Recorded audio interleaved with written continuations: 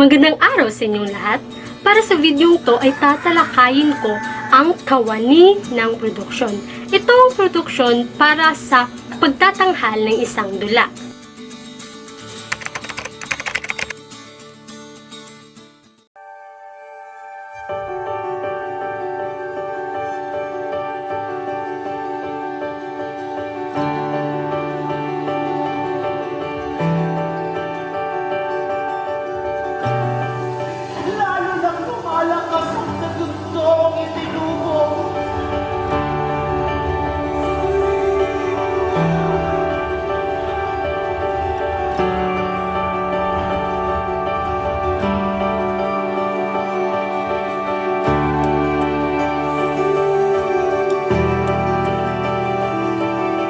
It's about leadership, it's about pamumuno and the community. May sabi nga ng isang bantog na writer, sabi niya, "Unhappy the land that is in need of a hero." So, dito nasubok yung katatagan ng isang komunidad.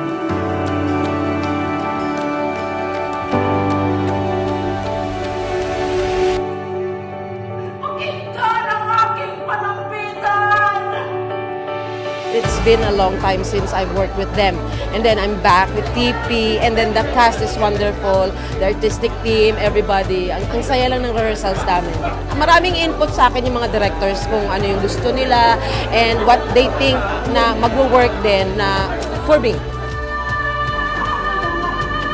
Ang pinaka-importante sigurong tignan dito, yung kwento kasi nila ang nakakalimutan na or after pag-aralan, isasantabi na lang.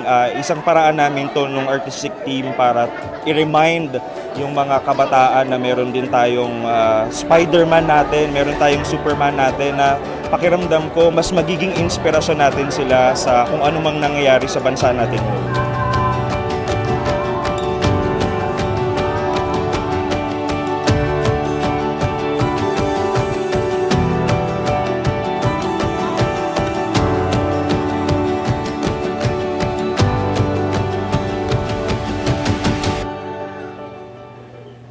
Ang dula ay isang uri ng panitikan na ang pinakalayunin ay ang itanghal sa tanghalan. Mauunawaan at matutuhan ng isang manunuri ng panitikan ang ukol sa isang dula sa pamamagitan ng panunood. At ito ang layunin ng mga kawani ng produksyon, ang maipabatid ng mabuti at masining ang isang dula.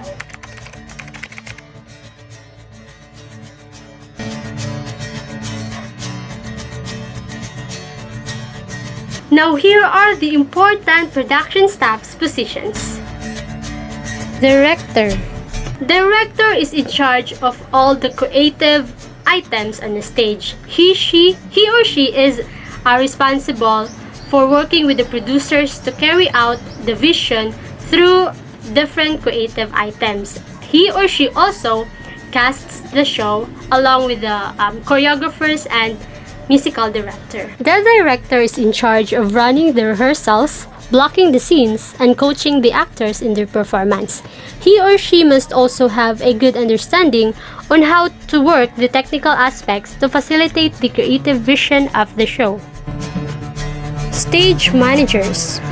The stage manager is present at all performances. He or she communicates remotely with the technical crew and calls cues for lighting and sound effects, as well as coordinating with the run crew for any scene changes that may be called for. The stage manager also assists with the production from the start. At the beginning of each rehearsal, the stage manager should call the cast to order and phone unexpectedly absent members.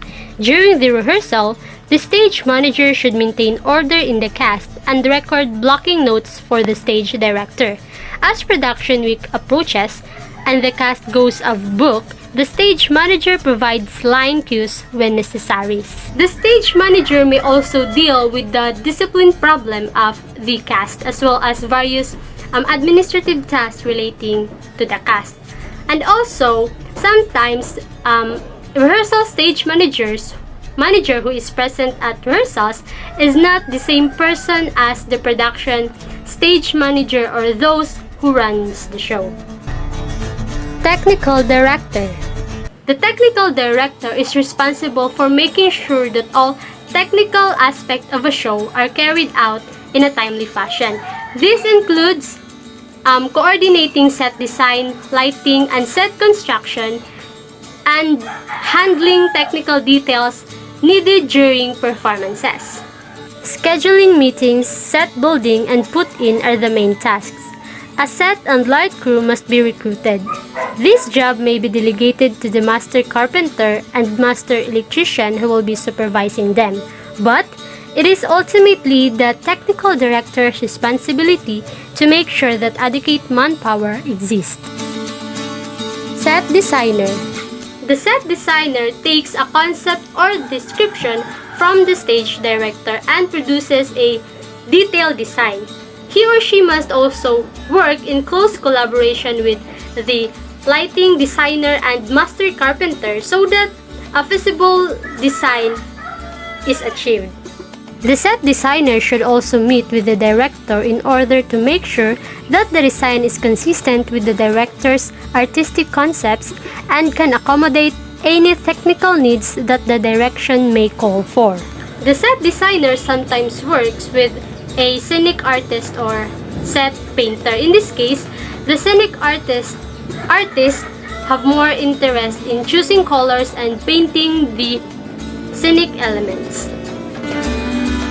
Master carpenter. The master carpenter turns a completed set design into actual set pieces needed for a show. He needs to make construction diagrams based upon existing pieces as much as possible, and he must be to coordinate with the actual construction. The master carpenter should not only know how to use the materials and tools of the set, shop properly and safely, but should expect to teach others and organize the crew to ensure that everything is built on time. Lighting designer. The lighting designer develops a lighting plan based on the set design. He is responsible for coordinating to the deployment of lighting instruments at put-in as well, along with the master electrician.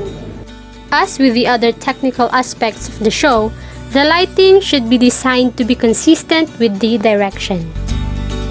Master electrician. The master electrician makes the lighting plan happen. He organizes the light hang crew to get the lights hanged from the lighting grid, focused, drilled, and connected to the dimmer board. The lighting crew assists the master electrician in installing lighting instruments and cabling. Lightboard operator. The lightboard operator is responsible for controlling the lights during the show. He or she usually is part of the lighting crew and helps the master electrician on hanging the lights during the production week. During performances, he or she takes cues from the stage manager to change the lighting at the right times. Costume designer. The costume designer finds, makes, or coordinates costumes for the cast. He or she reports to the technical director but should also communicate well to the director. It is to ensure that the costumes are consistent to the concept of the show. Costume designing is a big job involving a lot of work, and the costume designer should attempt to get help as much as possible. The costume designer may also be called upon to provide makeup assistance. Makeup artist. The makeup artist is responsible for making sure that we have the proper makeup for the cast and that they know how to use it. The makeup artist usually implements special makeup effects such as age or ghosts, while helping teach cast members how to do their own basic makeup. Choreographer. The choreographer is responsible for designing dances that may be needed and teaching them to the cast. The dances used should be fairly simple and easy to learn. The stage director will usually have a vision of what the dance should look like, where it should take place, and so on. The choreographer's responsibility is to make that vision happen on stage. Props manager. The props manager is responsible for locating anything that will be carried by actors on stage. This could be weapons, bottles, luggage, wands, teapots, or anything the director and cast may come up with. Many props can be borrowed from other theater groups or the cast. Sometimes, some props will need to be made or built. Run crew. The run crew performs set changes and other miscellaneous tasks as necessary during the show. Orchestra manager. The primary duty of the orchestra manager is to recruit players for the orchestra and to ensure that all aspects of the show involving orchestra run smoothly. He or she should work closely with the music director and be aware of the concerns and needs of the orchestra members at all times. The orchestra manager is also responsible for scheduling rehearsals accompanist. Publicity manager. The publicity manager's job is to advertise the show. This is a process that begins long before the opening night. The publicity manager must obtain all relevant information from the producers and directors and find a graphic designer for posters and flyers, as well as handle public announcements and mailings. Publicity avenues includes, but are not limited to,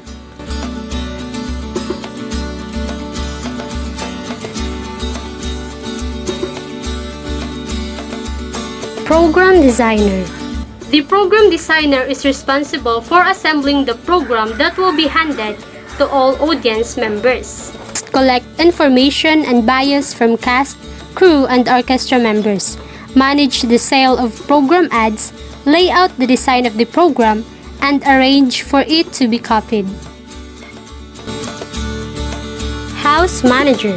The house manager handles all aspects of the show relating to the audience. These include ticket sales, seating issues, and refreshments.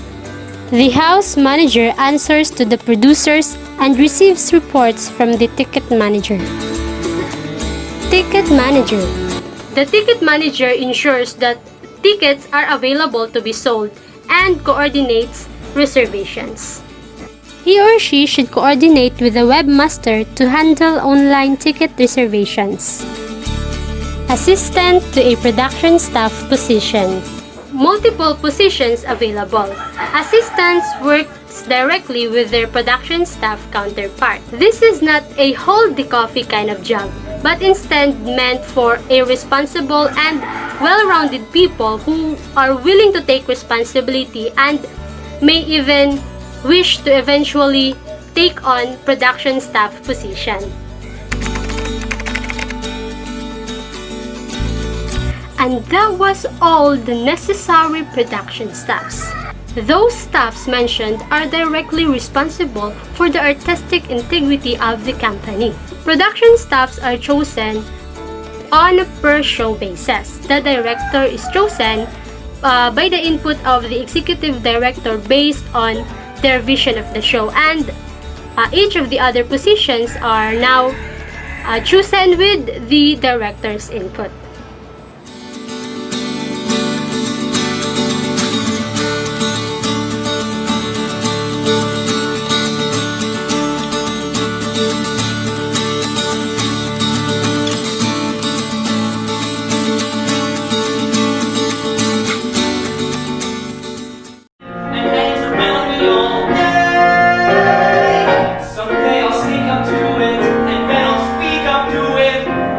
Nice Work If You Can Get It is about a ritzy boy who grew up with lots of money, didn't really have to work for anything, and he falls in love with a bootlegger, and I'll let you find out what happens at the end, but it's hilarious.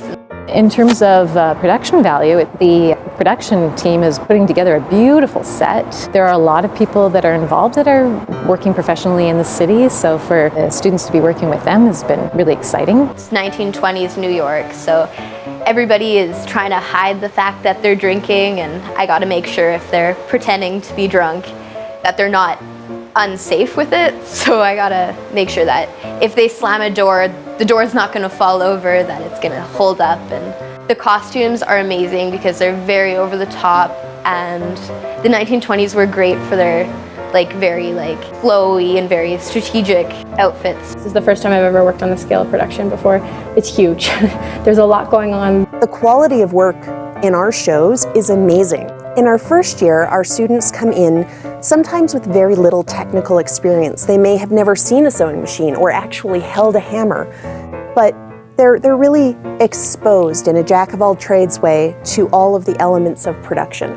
Through that time, the idea is they will find what they're interested in, so that in second year they can begin to focus, they can take courses that are more selective, and they can apply to lead those departments. So you go from being a worker to a manager, which is quite tricky, because all of a sudden you're actually in charge of budgets and you're in charge of students who are your peers, and it's a different ball of wax. You're very fortunate to be able to do this because you're working with professionals. Your monitors and the people you're working with are professionals, and they are teaching you how to be a professional in a school setting where if you make mistakes, you're allowed to make mistakes because it's school. But it also allows you to work at a certain caliber that I don't think people would normally be able to. In the beginning of September, the students come back to us and they're so excited, but they don't know what show they'll be working on or what positions within the shows they'll occupy.